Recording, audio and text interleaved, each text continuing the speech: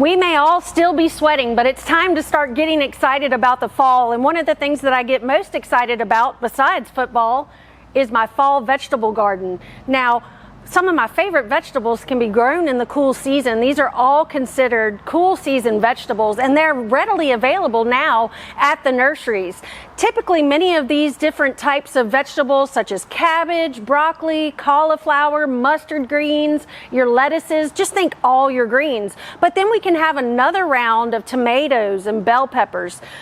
You can keep those okra plants going as well. So it's a great time to get in the vegetable garden and get things growing. If you haven't already started your seeds, you can go to the local nurseries and get your transplants. As you see here, they have got the racks loaded with them.